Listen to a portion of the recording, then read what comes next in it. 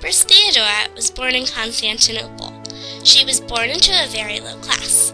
Her father was a bear-keeper in the Hippodrome, while she was an actress.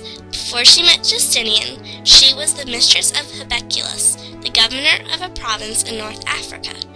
After she left him, she traveled through Alexandria, Egypt, where she became a believer of the Monophysite religion, which is a form of Christianity.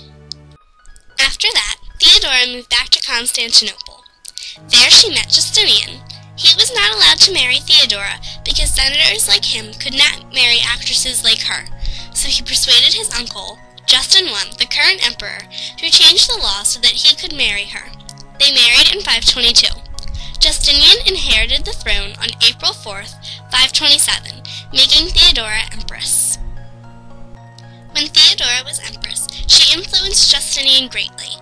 Sometimes she was said to have more power than he did. One of her most important times was during the revolt of 532.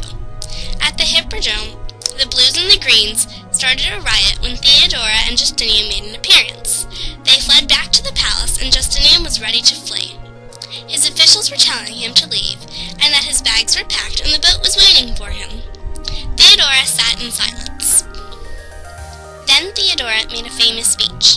She said it is impossible for a man once born not to die, but that imperial purple makes the best burial sheet. She said that although death is inevitable, it is better to die a king than to die a coward. Justinian was touched by her speech and sent out an army that stopped the revolt. After 5 days of fighting, Constantinople lay in ruins, but Justinian had a firm grip on power. They started the Public Works project to rebuild the city. At times, Theodora seemed to have more power than Justinian.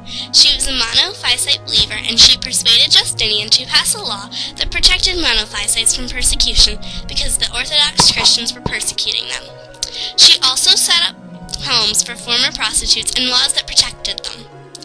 Theodora also saw that Constantinople's interests should be in the east, not in Italy, which Justinian had conquered at a great cost. Theodora proved to be a great asset to her husband. She was an excellent empress and helped Constantinople flourish. If it weren't for her famous speech during the Nika Revolt of 532, Justinian would have left Constantinople. She helped pass many laws and was a strong leader in the women's liberation movement. Sadly, on June 28, 548, Theodora died of cancer, leaving Justinian heartbroken.